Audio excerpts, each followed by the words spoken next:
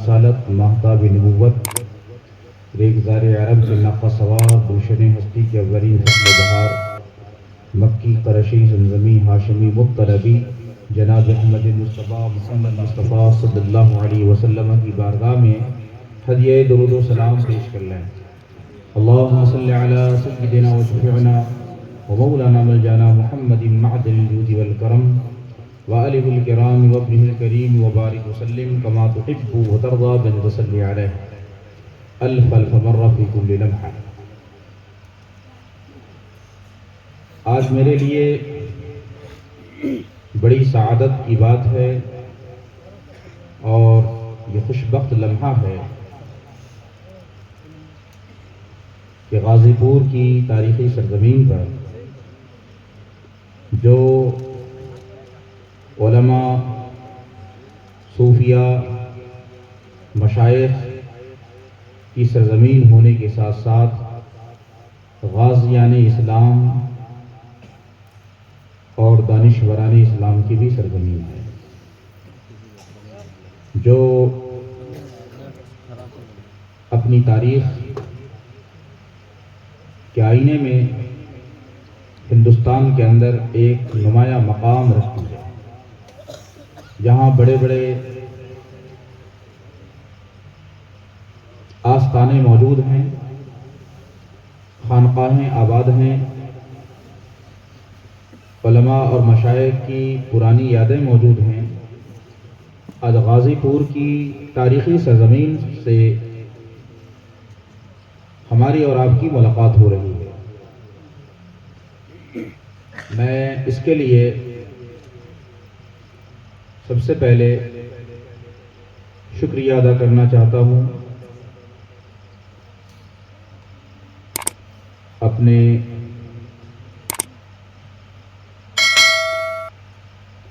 تلمیذ خاص اور اس خانوادے کے ایک چشم و چراغ مولانا ابو اللیث فصیحی مصباحی صاحب کا، جنہوں نے مجھے یہاں آنے کی دعوت دی اور ان کے توسط سے دعوت ہوئی، لیکن یہ دعوت صاحب سجادہ نے ہی پیش کی۔ اس خانقاہ کے بارے میں کافی دنوں سے ہم نے سن رکھا تھا، کتابوں میں پڑھ بھی رکھا تھا، اور اس خانوادے کے ایک بزرگ حضرت مولانا سید ابو الوفا فصیحی رحمۃ اللہ علیہ، جو اپنے وقت کے صاحبان الہند تھے، اپنے وقت کے ولولہ انگیز خطیب تھے، اور جن کی خطابت کا شہرہ ہند و نیپال کے اندر گونجتا تھا، وہ میرے علاقے میں تشریف لا چکے ہیں، اور ان کے کچھ احوال بھی میں نے اپنی کتاب میں نقل کیے، جس کا نام ہے نیپال میں اسلام کی تاریخ، کیونکہ میرا تعلق وطنی طور پر نیپال کی سرزمین سے ہے اور اس سلسلے کا فیض وہاں بھی پہنچا ہے۔ آپ حضرات تو بنگال سے تشریف لائے ہیں، زیادہ تر مالدہ کی سرزمین سے، اور خود مالدہ کی سرزمین اولیاء اور صوفیاء کی سرزمین نہیں ہے۔ تھوڑا ساؤنڈ بڑھائیں۔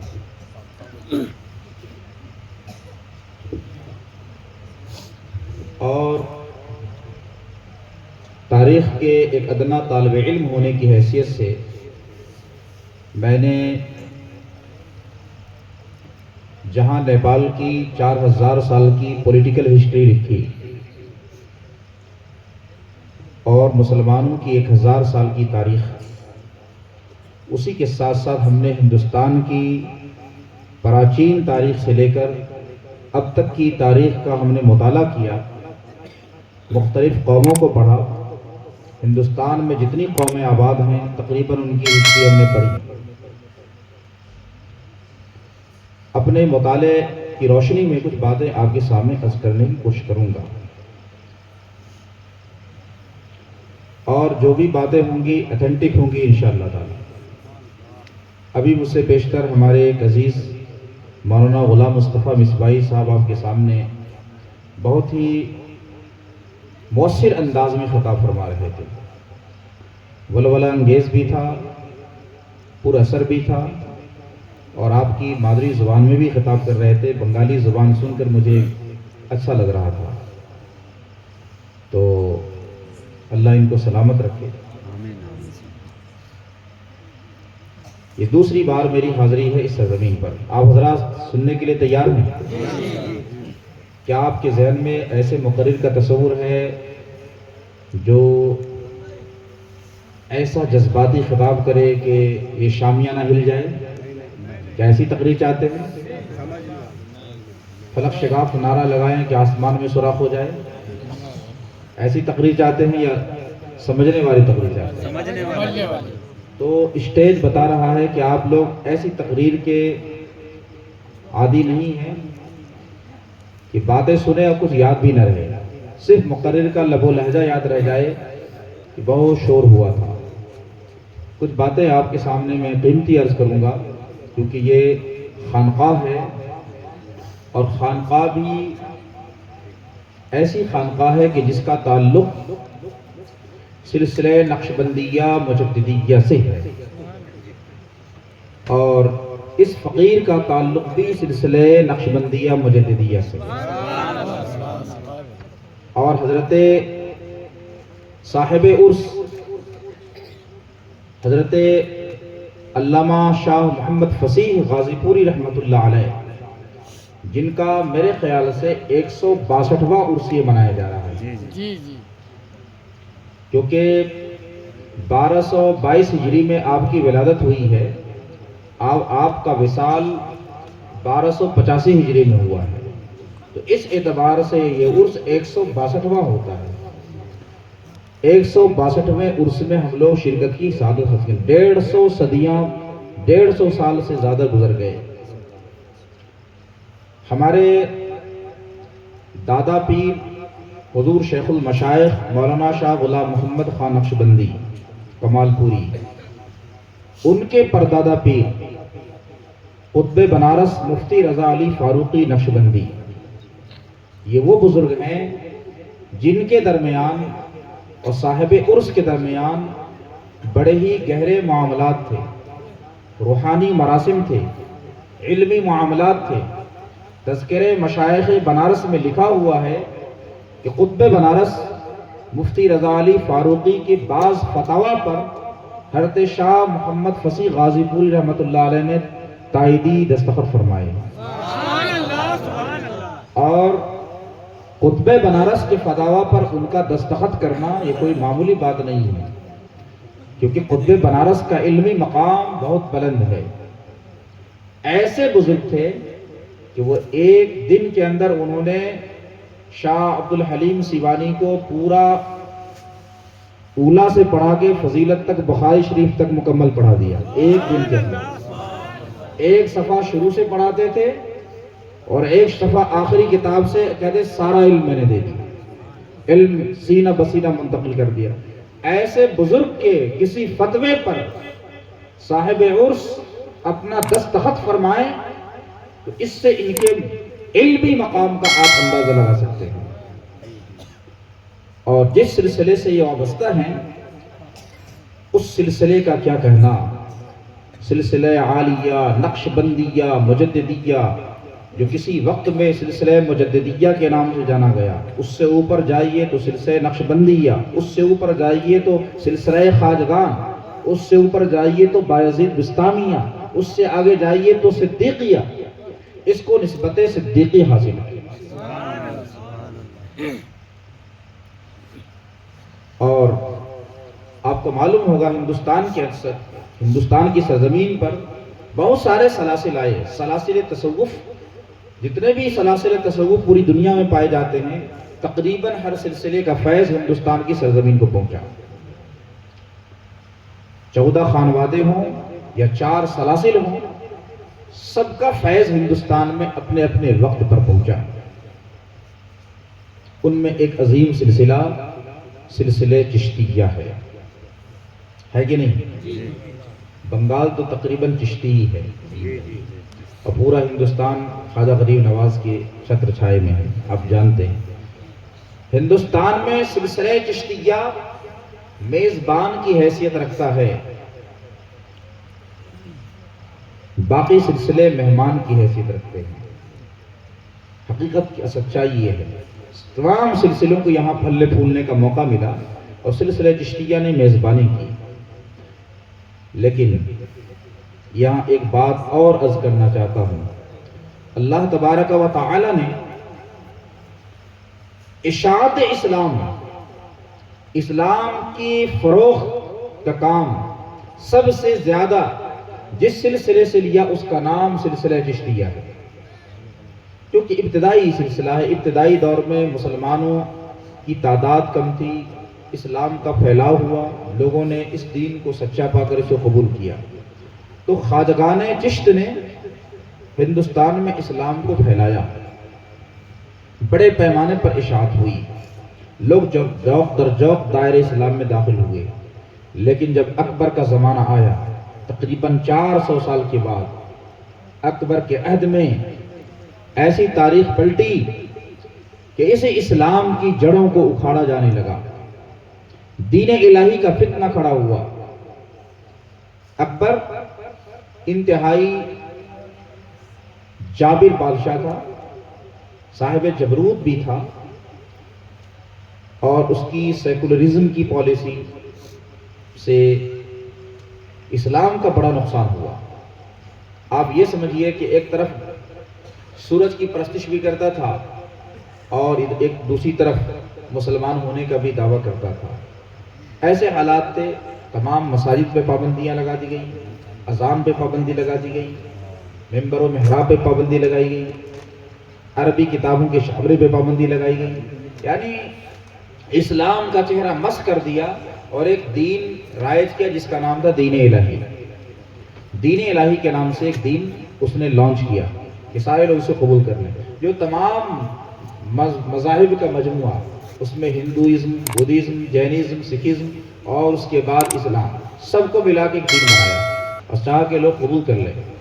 اس وقت جس شخصیت نے اس دین الہی کے فتنے کا سر کچلا، قلع قامہ کیا، اس کا نام امام ربانی مجدد الفسانی شیخ احمد فاروقی سرہندی ہے. اور آپ نے اپنے خلفاء کے ذریعے سے، اپنے شاگردوں کے ذریعے سے اور اپنی تعلیمات کے ذریعے سے دین الہی کے فتنے کو مکمل طور پر کچل کے رکھ دیا، اس سے سرکوبی فرمائی. ہم بلا مبالغہ یہ کہہ سکتے ہیں کہ ہند میں اشاعت اسلام کا کام سلسلہ چشتیہ سے لیا گیا اور حفاظت اسلام کا کلام سلسلہ نقشبندیہ سے لیا گیا. حفاظت اسلام کا کام، اسلام کی حفاظت کی جب ضرورت پیش آئی، اللہ تعالیٰ نے وہ کام امام ربانی سے لیا. کون امام ربانی؟ جن کے بارے میں ڈاکٹر اقبال لاہوری لکھتے ہیں، گردن نہ جھکی جس کی جہانگیر کے آگے، وہ ہند میں سرمایہ ملت کا نگہباں، اللہ نے بر وقت کیا جس کو خبردار، گردن نہ جھکی جس کی جہانگیر کے آگے، جس کے نفس گرم سے ہے گرمی حرام. پہنچا جو در شیخ مجدد کی لحد پر، وہ خواب جو ہے زیر فلک مطلع انوار. ایسی شخصیت اسی سلسلے سے صاحب عرس وابستہ تھے. اب اس سے آپ اندازہ لگائیں کہ عظیم سلسلہ ہے. 3 سلسلے قادریہ، چشتیہ، سہروردیہ مولائے کائنات سے ہوتے ہوئے سرکار تک پہنچتے ہیں، لیکن سلسلہ نقشبندیہ سیدنا صدیق اکبر رضی اللہ تعالیٰ عنہ سے ہوتا ہوا سرکار تک پہنچتا ہے. اس کی نسبت صدیقی ہے، اس کی خصوصیت الگ ہے، ہر سلسلے کی خاصیت الگ ہے، لیکن سارے سلسلے اللہ تک پہنچاتے ہیں. کسی سلسلے کے بارے میں کچھ نہیں کہا جا سکتا اور کوئی کمی کسی کی شان میں نہیں کی جا سکتی. سارے سلسلے اللہ تک پہنچانے والے ہیں، لیکن پہنچنے کے راستے الگ الگ ہوتے ہیں. یوں سمجھیے کہ ہر انسان کو ہر خوشبو سوٹ نہیں کرتی. کسی کو بیلا سوٹ کرتی ہے، کسی کو چنبیلے سوٹ کرتی ہے، کسی کو گلاب کی خوشبو سوٹ کرتی ہے، کسی کو حنا کی خوشبو سوٹ کرتی ہے، تو جس کو جو خوشبو ملے اپنا وہ لے لیتا ہے۔ تو یہ چاروں سلسلے اس کی زمین اہل سنت و جماعت ہے، اور اہل سنت و جماعت کی زمین پر 4 رنگ کے پھول کھلے ہوئے ہیں۔ ایک پھول کا نام قادری ہے، دوسرے پھول کا نام چشتی ہے، تیسرے پھول کا نام سروردی ہے، چوتھے پھول کا نام نقشبندی ہے۔ جس پھول کو بھی انسان سونگھنا چاہے اس کو سونگھ لے، جس طریقے سے وہ خدا کو پہنچنا چاہتا ہے خدا تک پہنچے، کیونکہ ہر انسان کا ذوق الگ الگ ہے، ہر انسان کی فطرت اللہ تعالیٰ نے الگ الگ بنائی ہے۔ کوئی ذکر جہری کو پسند کرتا ہے، کوئی ذکر سری کو پسند کرتا ہے، کوئی چاہتا ہے کہ ہم ایسا ذکر کریں کہ کسی کو خبر نہ ہو تو آ جائے نقشبندیہ کرے، کوئی ذکر جہری چاہتا ہے، زور سے ذکر کرنا چاہتا ہے تو قادریہ میں آ جائے۔ تو یہ الگ الگ کیفیتوں کے اعتبار سے سلسلے ہیں، اور آپ کو معلوم ہونا چاہیے کہ یہ سلاسل جو تصوف ہیں اس نے بڑے کام کیے ہیں ہندوستان کی سرزمین پر۔ حضور صلی اللہ تعالی علیہ وسلم آخری نبی ہیں، آپ کی ذات پر ختم نبوت کی مہر لگ گئی، یعنی نبوت ختم ہونے کی مہر لگ گئی، اب اس کے بعد کوئی نبی پیدا نہیں ہو سکتا۔ آپ خاتم النبیین ہیں، لیکن کار نبوت قیامت تک جاری رہے گا۔ سلسلے نبوت کو بند کیا گیا تو اللہ تعالیٰ نے دوسری جانب سلسلے ولایت کو کھول دیا، دروازہ ولایت کو کھولا، تاکہ نبوت کا فیض ولایت کے راستے سے قیامت تک امت کو پہنچتا رہے۔ نبوت ہی کا یہ فیض ہے جو ولایت کے راستے سے آج امت تک پہنچ رہا ہے۔ یہ جو صوفیہ ہوتے ہیں یہ کون ہوتے ہیں؟ یہ صوفیہ وہ ہوتے ہیں جو حقیقت میں حضور صلی اللہ تعالی علیہ وسلم کے وارث ہوتے ہیں، قال کے بھی وارث ہوتے ہیں اور حال کے بھی وارث ہوتے ہیں۔ جو قال اور حال کے وارث ہوں وہی حقیقت میں نائب مصطفیٰ ہے۔ تو اولیاء کرام نے ہندوستان کی سرزمین پہ اسلام کی تبلیغ فرمائی، اور آج جو بہاریں نظر آ رہی ہیں آپ کو، لوگ اسلام پر قائم و دائم نظر آ رہے ہیں، اس کی وجہ ہمارے بزرگوں کی دینی خدمات ہیں، ہمارے بزرگوں کی تبلیغی خدمات ہیں، روحانی کوششیں ہیں۔ ان کا کام کیا ہے؟ مشائخ کا کام کیا ہے؟ مشائخ کا کام بالکل الگ ہے۔ اس کو مثال سمجھیے، انسان کو اللہ تعالیٰ نے 3 چیزوں سے پیدا کیا ہے، 3 چیزوں کے مجموعے کا نام انسان ہے: جسم، عقل اور روح۔ انسان کتنے چیزوں کا مجموعہ ہے بتائیے؟ جسم، عقل، روح۔ جسم کی تربیت اساتذہ کرتے ہیں، عقل کی تربیت جسم کی تربیت والدین کرتے ہیں، عقل کی تربیت اساتذہ کرتے ہیں، ٹیچرز کرتے ہیں، لیکن روح ہے اس کی بھی تربیت ہونی چاہیے۔ روح کی تربیت کون کرے گا؟ روح کی تربیت مشائخ کرتے ہیں، روح کی تربیت پیران کرام کرتے ہیں، اور تینوں کی تربیتیں الگ الگ ہیں۔ جسم کی خوراک الگ ہے، عقل کی خوراک الگ ہے، روح کی خوراک الگ ہے۔ اکثر لوگ سمجھتے ہیں کہ ہم کو جسمانی غذا مل گئی کافی ہے، لیکن جسم کی غذا سے روح کا علاج نہیں ہو سکتا۔ اگر آپ کی روح بیمار پڑ گئی ہے تو اس کا اسپریچول ٹریٹمنٹ چاہیے، روحانی علاج چاہیے، تب جا کر آپ کی روح تندرست ہو پائے گی۔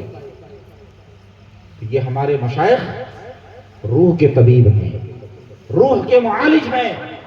جب انسان کی روح بیمار پڑ جاتی ہے تو یہ مشائخ ان کی بیمار روحوں کا علاج کرتے ہیں، ان کے بیمار دلوں کا علاج کرتے ہیں، اور دل کی بیماری جسم کی بیماری سے زیادہ خطرناک ہوتی ہے۔ اس لیے قرآن کریم نے فرمایا قد افلح من زکاہا وقد خاب من دساہا، وہ کامیاب ہو گیا جس نے اپنے نفس کو صاف ستھرا کر لیا، جس نے اپنے نفس کو پاکیزہ کیا، اور وہ ناکام ہو گیا، نامراد ہوا جس نے اپنے نفس کو پراگندہ کیا، اپنے نفس کو گناہوں سے آلودہ کیا، وہ ناکام و نامراد ہو گیا۔ آج ہم فقط جسم کی تربیت چاہتے ہیں، جسم کو اچھے کپڑے پہناتے ہیں، اچھا اچھا کھانا کھلاتے ہیں، لیکن روح تو اس جسم کے اندر تڑپ رہی ہے۔ روح کی خوراک کہاں ملے گی؟ روح کو خوراک نہیں ملتی ہے، روح ہماری کمزور ہو چکی ہے۔ یہی وجہ ہے کہ ہمارے اندر بے چینی ہے، بے سکونی ہے۔ آج انسانی دنیا حد درجہ پریشان ہے، اپنے آپ میں پریشان ہے، وہ سکون اور چین کی تلاش میں ہے۔ کیا سکون اور چین لگژری لائف اسٹائل میں ہے؟ کیا اونچے اونچے محلات میں ہے؟ کیا ایئر کنڈیشن گاڑیوں میں ہے؟ نہیں، سکون دل وہاں میسر نہیں ہے۔ اگر آپ ان چیزوں میں سکون تلاش کرنا چاہتے ہیں تو آپ غلط فہمی کا شکار ہیں۔ ان چیزوں میں آپ کو سکون ملنے والا ہی نہیں ہے، کیونکہ یہ سکون سے باہر کی چیزیں ہیں۔ بڑے بڑے پیسے والے رات کو ٹیبلیٹ کھا کر سوتے ہیں کہ نیند آ جائے۔ اگر پیسے کی بنیاد پر انسان کو سکون مل جاتا تو دوا لینے کی ضرورت نہیں پیش آتی۔ سکون کا فارمولہ قرآن نے بیان کیا ہے، الا بذکر اللہ تطمئن القلوب، سنو اللہ کے ذکر سے ہی دل کو اطمینان مل سکتا ہے۔ اللہ کے ذکر کے بغیر دل کو اطمینان ملنے والا ہی نہیں ہے۔ تو روح کا سکون دل کے ذکر میں ہے۔ دل کو سکون تام، سکون کامل کب ملے گا؟ اس کا بھی فلسفہ تطمئن القلوب کہا، اور اس سے پہلے الا بذکر اللہ فرمایا۔ اس کا مطلب یہ ہے جب دل ذکر الہی میں مشغول ہو جائے تب جا کے دل کو سکون ملنا شروع ہو جائے۔ جب تک دل ذکر الہی میں مشغول نہیں ہے بے سکونی ہے۔ جب تک دل سے آپ کا ذکر شروع نہیں ہو جاتا، فقط زبان سے ذکر رہتا ہے تو سکون ملنے والا نہیں ہے، مکمل سکون نہیں مل سکتا آپ کو۔ جب دل سے ذکر شروع ہو جائے گا تب آپ کو سکون ملے گا۔ صوفیاء نقشبند تو یہی کہتے ہیں، دل سے ذکر کراتے ہیں۔ جس سلسلے سے آپ وابستہ ہیں اس کا سبق کیا ہے؟ اس کا پہلا سبق ہے ہوش در دم، سانس لینے میں بھی ہوش رہے، غفلت کے ساتھ تمہاری سانس نہ نکلے۔ سفر در وطن، وطن میں رہتے ہوئے سفر کرو۔ وطن میں رہتے ہوئے سفر کرنے کا مطلب کیا ہے؟ وطن سے مراد جسم ہے، کوئی جگہ نہیں ہے۔ آپ اپنی جگہ بیٹھے رہیں اور آپ کی روح محو سفر ہو، آپ کی روح پرواز کرے اور سیر کرے۔ سفر در وطن۔ پھر تیسرا سبق فرمایا خلوت در انجمن، انجمن میں رہو تب بھی خلوت میں رہو۔ خلوت در انجمن یہ آسان کام نہیں ہے کہ دوستوں کی مجلس بھی ہو، لوگوں کی محفل ہو، اور اس میں بھی آپ کا دل اللہ کے ساتھ مشغول ہو، لوگوں کے ساتھ مشغول نہ ہو، دل کی مشغولی دنیا کے ساتھ نہ ہو۔ یہ خلوت در انجمن کا مطلب ہے۔ لوگ تو یہ سمجھ رہے ہیں کہ آپ ان سے بات کر رہے ہیں، ان کے ساتھ معاملات کر رہے ہیں، لیکن آپ کا دل اللہ کے ذکر میں لگا ہوا ہے۔ اور اس کی دلیل کیا ہے؟ کیا ایسے افراد پائے جا سکتے ہیں کہ جو دوستوں کے ساتھ بھی رہے لیکن وہ اللہ کے ساتھ ہو؟ تو قرآن کہتا ہے رجال